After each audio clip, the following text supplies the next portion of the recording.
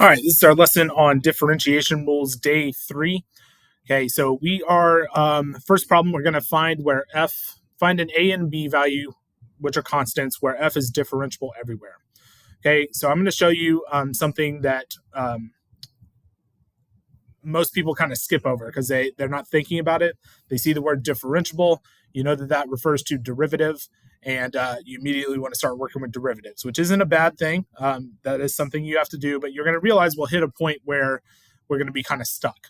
All right, and then we'll talk about the thing we skipped over. All right, so I see the word differentiable, and I know that means that the derivative must exist on, or must be equal to each other on the left side and the right side. Especially if we're dealing with a piecewise function, I'm going to look at x equals 2 as this point where these two pieces come together.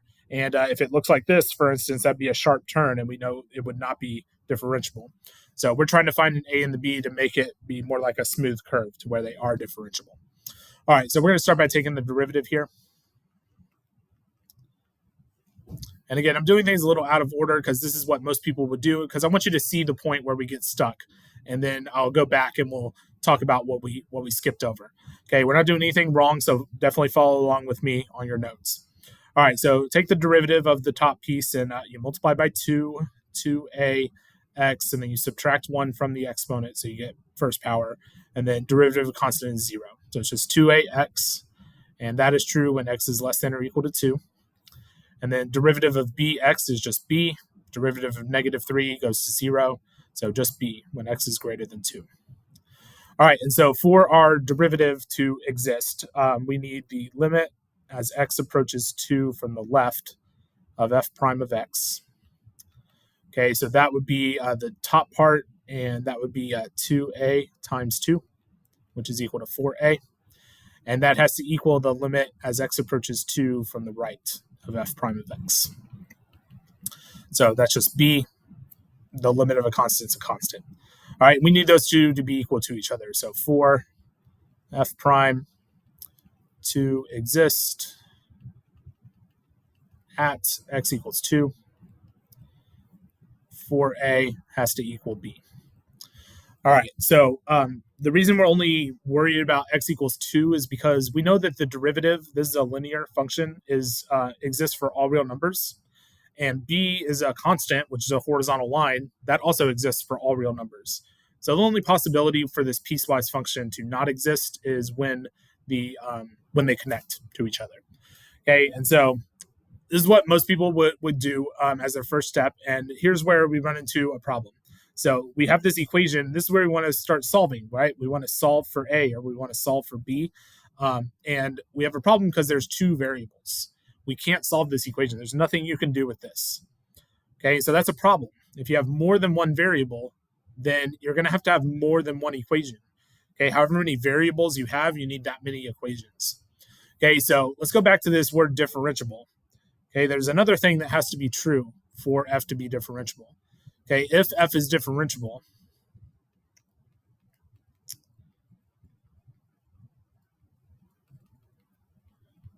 then f must be continuous. So this is how we get another equation. We're going to do our limit from the left and the right on the original equation as well. Okay, we also should check that f of 2 exists, and it does, because there's an equal sign here. So I'm not going to write that part down, but just mentally in your head, you know that f of 2 exists because there's an equal sign. We can plug in 2 to the top. All right, so what we have to make sure is the same process, left-hand, right-hand limit, but we're going to do it on the original function, not the derivative this time. All right, so we're going to do the limit as x approaches 2 from the left of f of x. So if we're coming from the left, we're on the top, and we plug in 2. So we get a times 2 squared plus 1. That's equal to 4a plus 1. Then we do the limit as x approaches 2 from the right of f of x. So that's going to be the bottom piece, and we plug in 2 for x, so we get b times 2 minus 3. So that's equal to 2b minus 3. And for f of x to be continuous at x equals 2, 4a plus 1 has to equal 2b minus 3. All right, now we're in business. Now we have two equations. Both of them have two variables, so we should be able to solve this system. All right. In previous problems I've done like this, we did elimination method. This one's going to be a lot easier if you do substitution. It's already set up for you. So 4a is going to plug in for everywhere that I have a b. B is equal to 4a. So I'm just going to replace the b in this equation with 4a. All right, so I have 4a plus 1 equals 2 parentheses minus 3. And inside those parentheses, I'm putting my 4a from over there, going in for b. All right, then we're just doing some algebra here. So this is going to be 4a plus 1 is equal to 8a minus 3. I'm going to subtract the 4a over here and add the 3 over there. So 4 is equal to 4a, which means a is equal to 1. Once I know what a is, I just need to plug that in right here. B is equal to 4 times 1. So b is equal to 4. And I have my two answers. So what this means is that if a is equal to 1 and b is equal to 4, my function f is differentiable everywhere. We already knew it was differentiable everywhere except for x equals 2. So what we did is we proved that this makes it differentiable at x equals 2. Okay, if you plug in 1 for a, you get 2x. And if you plug in 2, 2 times 2 is 4. And if you plug in 4 for b, you get 4. So derivative is 4 and 4 at x equals 2. And that's what we needed. We needed these two to equal to each other. If a is equal to 1, I get 4 plus 1, which is 5. If b is equal to 4, I get 8 minus 3, which is 5. We needed those to be equal to each other for the function to be continuous. All right, so that's how you work that problem with differentiability. You do left-hand, right-hand limit of the original function. That gets you an equation. Left-hand, right-hand limit of the derivative function. That gets you another equation. Use a system of equations method to solve for both variables, and then you have your answer. All right, next problem. At t equals 0, a diver jumps from a diving board. So we've already done this problem. We did this problem back when we first learned derivatives. Okay, so we're going to work this one now that we know the derivative rules. We're going to use some different terminology because this is dealing with velocity and position and stuff like that. Something that we talk about quite a bit. Those of you in physics should always be kind of familiar with this type of terminology as well. All right, so this is the general position function. V naught is the initial velocity, and S naught is the initial position. And these are two values that they've told us up here in the problem. So jumps from a diving board that is 32 feet above the water, that is S naught. And initial velocity is 16 feet per second, that is V naught. Okay, so when does the diver hit the water? So when we did this earlier, we did it as a calculator question. We're doing that as a non-calculator question this time. All right, S of t is equal to negative 16t squared. The reason they didn't put this here, this is a naught, the initial acceleration. And we always know what that is in a projectile motion problem, which is what this is. A diver's the projectile, but it could have been like I threw a tennis ball in the air and it hit the ground. Okay, the acceleration in a projectile problem is always due to gravity. So this number comes from gravity. Gravity is negative 32 feet per second squared, and this is always half of that. So if you're working in meters, you would have negative 4.9 there because gravity in meters per second squared is negative 9.8. So that's what that is. That's always given to you. All right, V naught is 16, so plus 16t. S naught is 32, so plus 32. All right, so when does the diver hit the water? That's when position is equal to 0. All right, this is position. S of t is the position function. So we set our function equal to 0, and we can factor out a 16. I'm actually going to factor out a negative 16. So that's going to give me t squared minus t minus 2. Divide everything by negative 16. So negative 16 t minus 2 times t plus 1. And we get t equals negative 2, or t equals positive 2, not negative 2 there. Whoa. All right, undo. Smaller eraser. There we go. All right, t equals positive 2 and t equals negative 1. All right, let's see up here. At time t equals 0, a diver jumps from a diving board. So t equals 0 is a left endpoint. So we can only have positive numbers for time. So we can ignore this one. And so when does the diver hit the water? T equals 0. Let's write a sentence out. Diver hits the water at T equals 2. All right, good enough.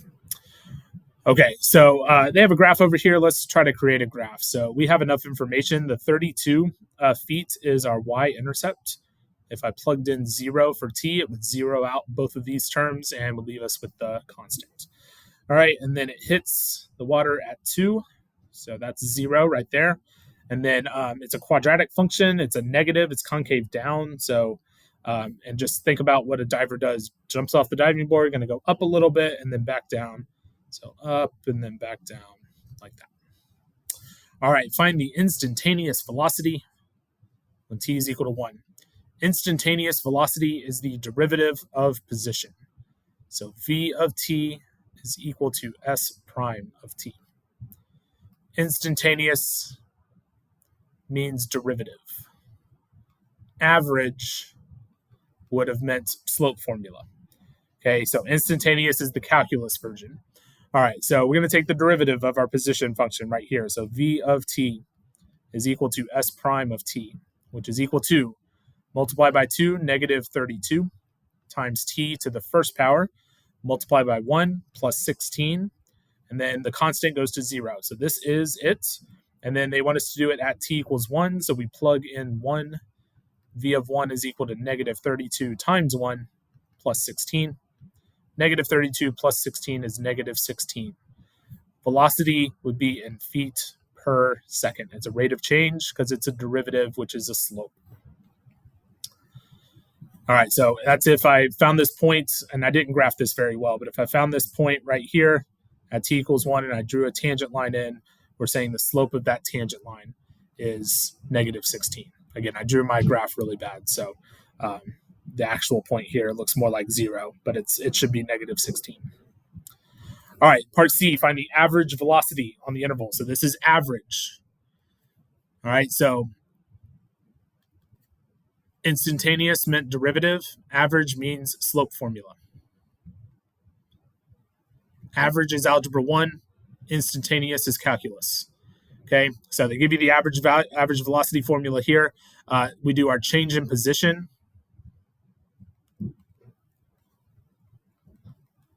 Divided by your change in time. All right, so s of 2 minus s of 1 divided by 2 minus 1. S of 2 we already found was 0. S of 1, we're going to have to plug that in.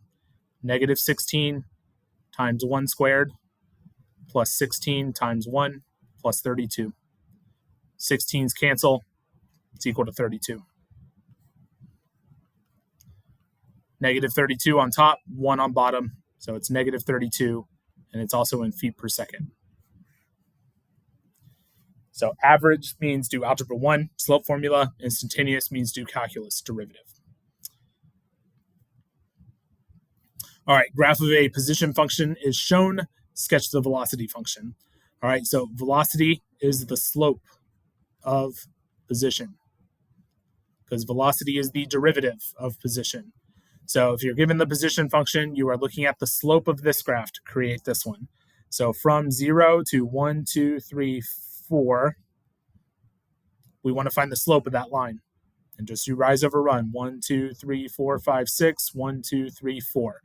6 over 4 reduces to 3 over 2. So 3 over 2 is 1.5. So right here, and 1, 2, 3, 4, right there, we go 0 to 4. So a horizontal line because it's a constant slope the whole time. Then from 4 to 7, slope of this line is 0. So we go down to 0. We have a circle there. And we go 4, 5, 6, 7. And we do a horizontal line there. All right, I'm going to end my horizontal lines with open circles and put closed circles at the beginning. Okay, I could have put a closed circle here and an open circle here. It doesn't really matter. As long as they're not both closed, then you're good to go. That one looked like a closed circle. So, all right, and then from 7 to 9, we go up 1 over 2. So slope is equal to a half. So I do 0.5. I'm going to do a closed circle there, over, And you can end with a closed circle because there's no more graph to do over there. You just don't want two closed circles on top of each other because then it wouldn't be a function, wouldn't pass the vertical line test. All right, so that will do it. All right, it did say 0 and 9 are not included. See the parentheses there, not square brackets? So let me put open circles on the end there. So I'll do open circle for 0, open circle for 9, and there. That'll be good. All right, that's it. Hope you all enjoyed that video, and I will see you for the next one.